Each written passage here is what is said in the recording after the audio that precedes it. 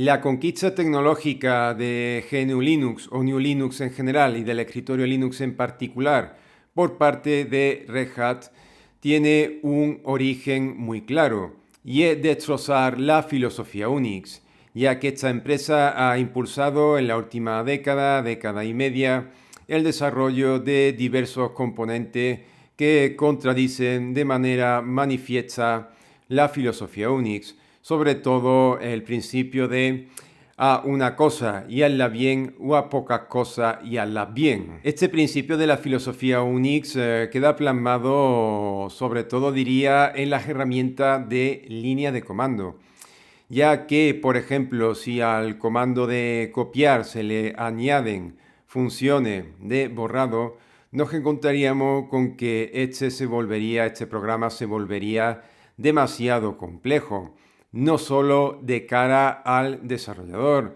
sino posiblemente también de cara al usuario, que tendría que introducir argumentos bastante retorcidos para acceder a las funciones de borrado que supuestamente tendría este comando de copiar imaginario que me acabo de inventar. Esto hace que lo óptimo sea dividir las funciones de copiado en un programa y la de borrado en otra, tal y como se hace en Linux y me atrevo a decir en prácticamente cualquier intérprete de línea de comando, al menos en todos los que conozco, está así, ¿no?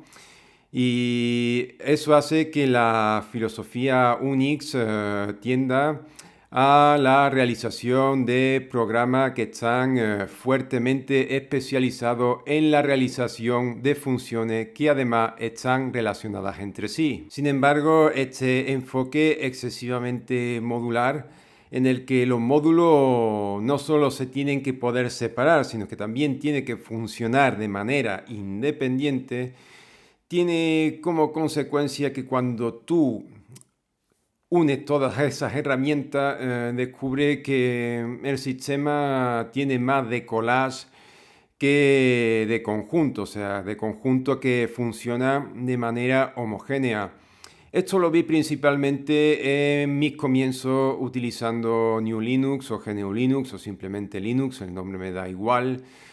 Cuando vi que, digamos que los distintos componentes iba cada uno a su bola, ¿no? O sea, el escritorio iba por una parte, el servidor gráfico iba por otra, el init iba por otra, y no había un marco que, digamos, al menos coordinara un poco todas las funciones proporcionadas por esos componentes. Y a eso hay que sumar la altísima demanda que hay sobre los ordenadores modernos, tanto en servidor como en escritorio. O sea, en los sistemas operativos modernos se demanda servir muchísimos servicios, muchísimos programas, muchísimas funciones de manera rápida, out of the box.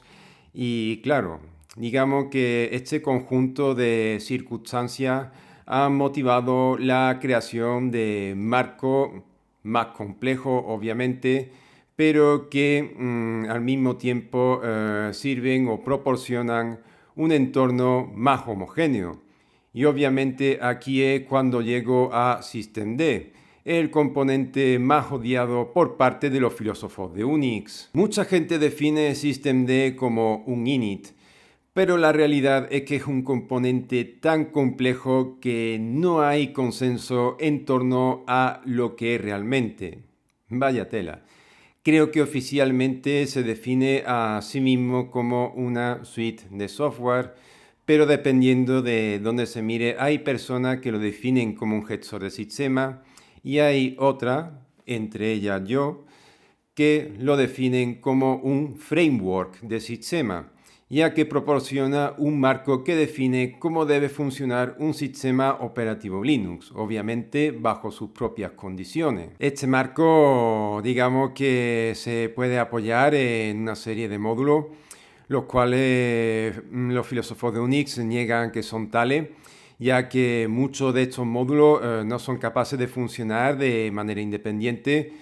Pero lo que vengo a decir es que proporcionan una gran cantidad de funciones diferentes, o sea, abarcan funcionalidades muy diferentes, que son, por ejemplo, el init, el soporte para los módulos de seguridad incluidos en las placas base en la última década y media, destacando Secure Boot y el polémico TPM.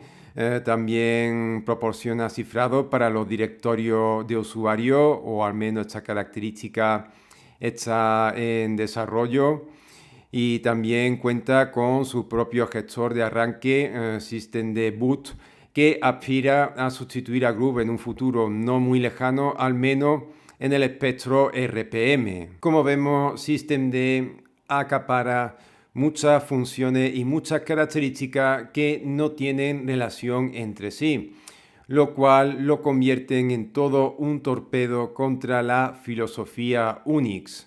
Sin embargo, yo creo que las cosas buenas que ha aportado superan a las malas que arrastra, ya que ha permitido establecer una relativa estandarización, al menos entre las distribuciones que lo han adoptado, y ha permitido cruzar documentaciones de una forma que era inimaginable hace una década y media en Linux. De hecho, hace ya mucho tiempo, o sea, hace década y media, si tú pasabas de Ubuntu a Fedora, prácticamente empezaba desde cero. O sea, casi todo lo que sabías de Ubuntu no te servía en Fedora, con la excepción de Bash.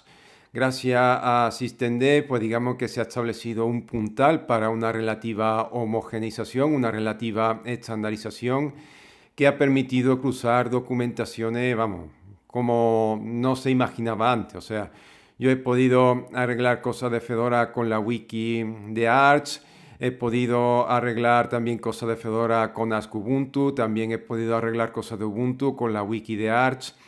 En fin, que esto de cruzar documentaciones de distribuciones aparentemente tan dispares era inimaginable antes de la consolidación de Systemd.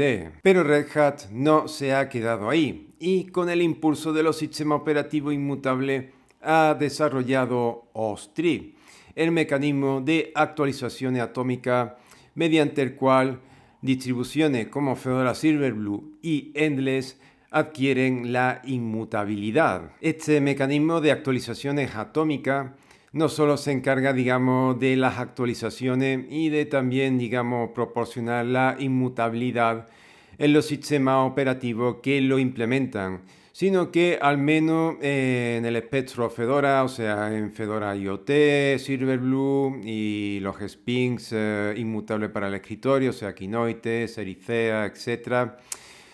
También se encarga de los argumentos del kernel. O sea, si tú quieres cambiar los argumentos del kernel en Fedora Silverblue, tú no tienes que modificar el correspondiente fichero en Groove. Eso no va a funcionar, sino que tienes que coger el gestor de paquete que tiene montado encima OS/3 en Fedora, que es RPM OS/3, y con él establecer los argumentos del kernel para, yo qué sé, poder arrancar correctamente el sistema operativo, poder ganar o quitar alguna característica que esté siendo problemática, ¿no? Si queréis saber cómo establecer los argumentos del kernel en Fedora Silverblue, no tenéis que buscar por internet. Yo mismo publiqué hace tiempo un vídeo en el que mostré cómo realizar el proceso y que podéis encontrar en la descripción de este mismo vídeo. Y además de permitir establecer los argumentos del kernel,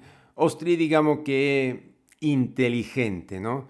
No en el sentido de que emplee inteligencia artificial, cosa que no hace por lo que sé, sino por el hecho de que, digamos, es capaz de entender lo que quiere hacer o cómo tiene que gestionar las cosas para dejar contento al usuario. O sea, tú tienes en Fedora Silverblue la imagen actual en ejecución y tú vas aplicando cambios, o sea, vas añadiendo nuevos paquetes en Layered, vas anulando otros paquetes que están preinstalados y todas las modificaciones se van apilando en la imagen que se va a iniciar en el siguiente arranque del ordenador. Y claro, digamos que OS/3 entiende que si tú no has puesto en funcionamiento la siguiente imagen, pues lo suyo es ir apilando las modificaciones que vas haciendo en la siguiente imagen que se va a iniciar o se va a poner en funcionamiento en el siguiente arranque del ordenador. Sin embargo, en Transactional Update, el mecanismo de actualizaciones atómicas empleado por el espectro SUSE, las cosas pues digamos que no son así, ¿no? Transactional Update digamos que no es tan inteligente, ya que lo que hace es aplicar cada modificación que realiza el usuario sobre la instantánea en ejecución. O sea, tú partes de la instantánea 0 y tú, por ejemplo, instalas NeoFetch, ¿no? Pues después de llevar a cabo el proceso de instalación de NeoFetch, se crea una nueva instantánea que es la 1. Pero tú no reinicias, tú sigues con la instantánea 0 y después realiza otro proceso de instalación en el cual introduce el paquete INSI. Pues ahí se te crea la instantánea 2, pero la instantánea 2 no se basa en la 1, sino en la 0, por lo cual la instantánea 2 no tiene NeoFetch y la 1 no tiene INSI. Pues claro, digamos que en ese sentido Transactional Update no es tan inteligente como OSTRI, inteligente entre comillas, ya que OSTRI pues, es capaz de acumular las modificaciones que no han sido puestas en ejecución en la siguiente imagen de sistema. Y se puede profundizar en la rotura de la filosofía Unix por parte de Red Hat.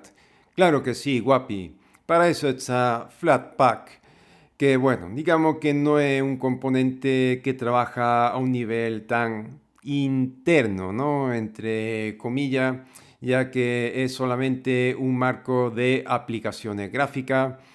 Pero sí, este formato de paquete universales también se encarga de destrozar la filosofía Unix al introducir también bastante complejidad en su mecanismo a través del sandbox y otras cosas, ¿no? De hecho, creo que el sandbox lo adquiere a través de OSTRI, o sea, no estoy seguro de este dato, corregirme si estoy equivocado, pero vamos, que Flatpak es otro desarrollo impulsado por Red Hat, oficialmente es comunitario, al igual que systemd y OSTRI, pero su origen es Red Hat.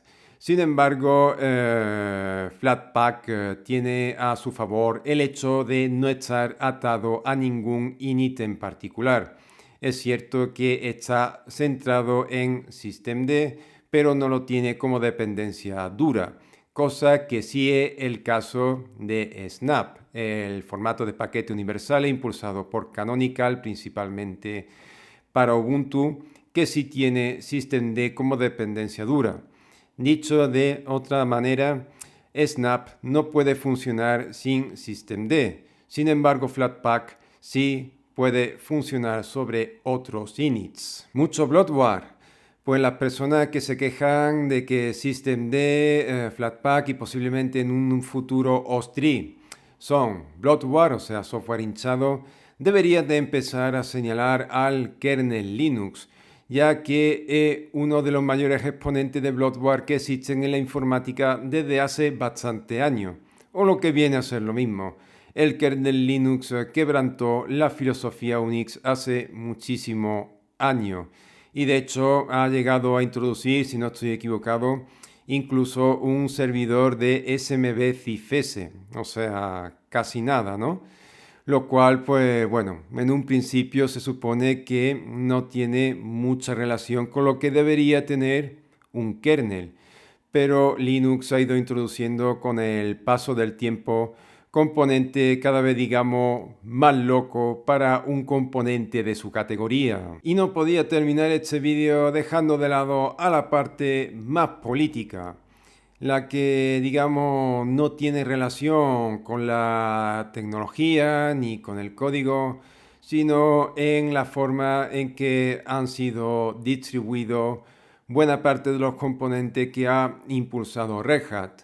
Y es que, como he dicho, systemd, Flatpak, OSTRI, también está Pulse Audio, también está Pipewire. a pesar de que tienen todos su origen en Red Hat, oficialmente no son proyectos de Red Hat, sino que Red Hat los ha impulsado como proyecto comunitario, desvinculándolo totalmente de su marca comercial.